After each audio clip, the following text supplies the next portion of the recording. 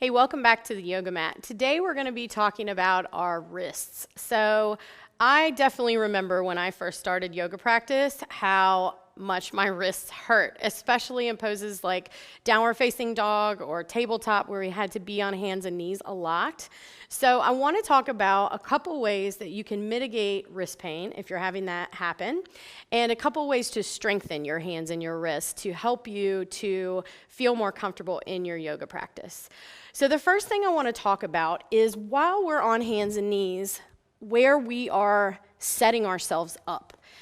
So with hands and knees, a lot of times I see folks right with hands under their shoulders, which is actually how a lot of teachers cue it. So what I encourage you to try is instead of under the shoulders, bring the hands slightly forward of the shoulders. This is just going to make the angle a little bit less. So if you can see back here, I've got a 90-degree angle or maybe even less, and when I bring it out here, it decreases the angle on the wrist, makes it a little bit more comfortable because it's not as weight-bearing. The second thing that's important to learn is where to distribute the weight in your hands.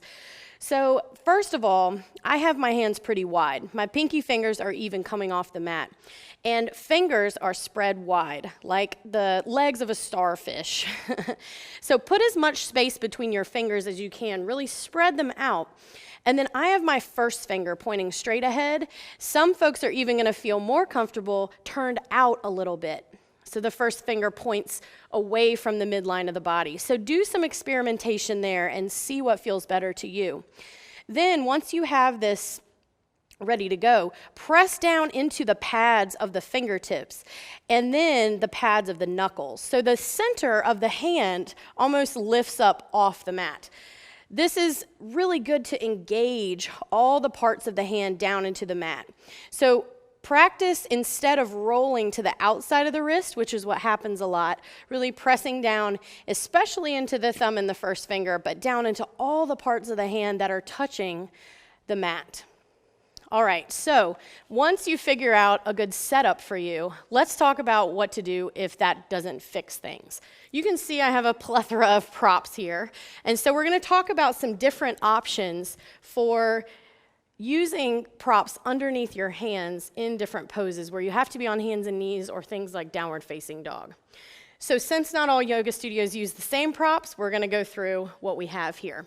The first things that I'll do is these sort of specialty props. So these are called yoga jellies. They're little flexible silicone discs, and they have an indentation in the middle. And so with these types of props, what you want to do is get them wide enough for your hands. Then the heel of your hand goes up on the high part of the prop, and your fingers come down onto the mat. This is going to, again, decrease the angle that your wrist has to be in, which helps to distribute the weight a little bit better into the joint. The second thing about using a prop like this under your hand is that it changes your relationship to gravity, even if it's ever so slightly. So if you think about being on hands and knees, we're parallel to the floor here. If we start to bring the floor up, we bring some of the weight out of the hands, and that's what some of these other props are going to do as well. So the next thing that I would show you is with blocks.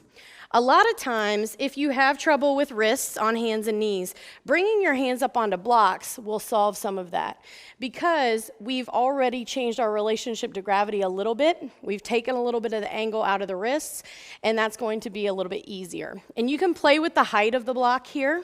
This is also a really good way to go in poses like downward facing dog, not only to help the wrist feel a little more comfortable, but to make a little more room for the body as you step backward and forward and things like that.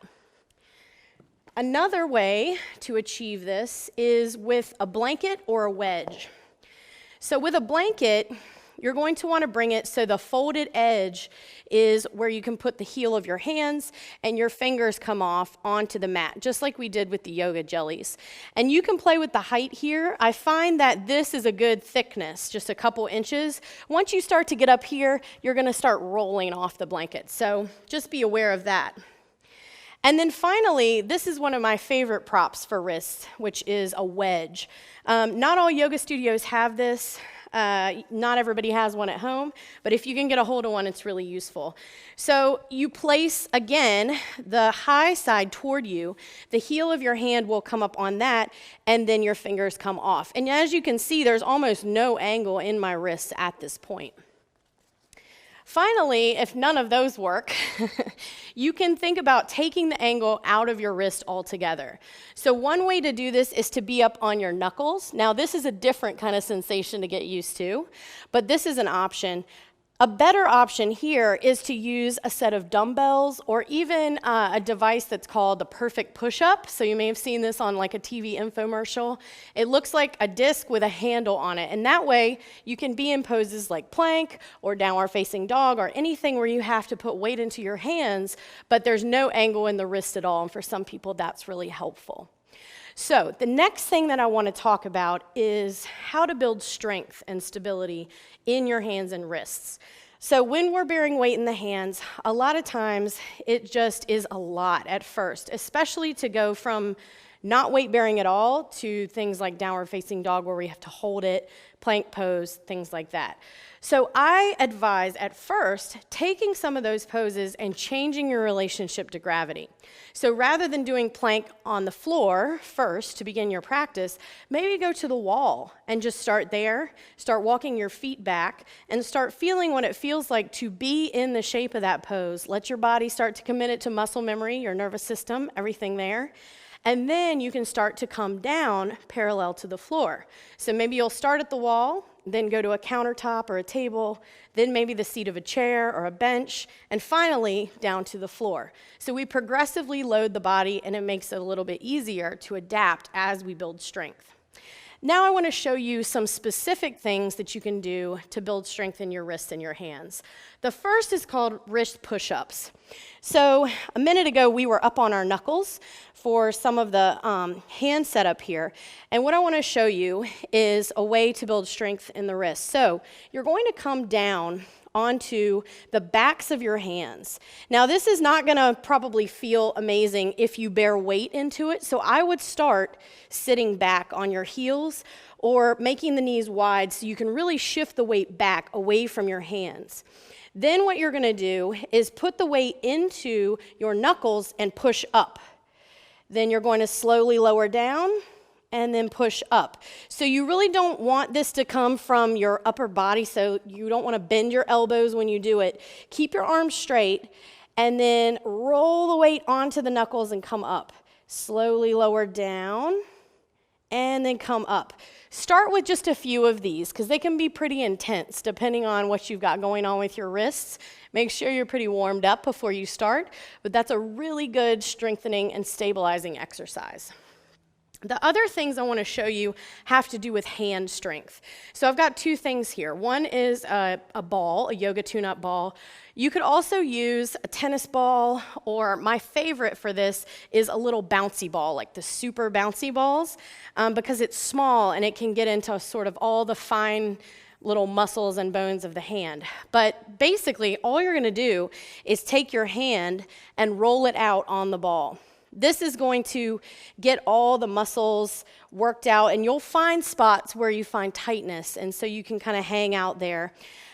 This is also great to do before you do things like wrist push-ups or a class where you're going to be bearing weight in your hands and your wrists. And then the final thing that I wanted to show you is a little exercise that I learned in PT, physical therapy, and it's with a blanket, a towel, a washcloth, whatever you might have, and you're just going to place your hand flat and then scrunch it toward you.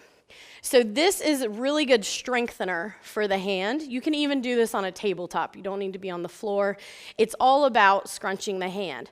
So that will build up some strength in the little muscles in the hand and the wrist that help you to stabilize when you're bearing weight that might feel really weak or that might feel stiff or give you pain when you first begin practicing bearing weight in the wrists and the hands.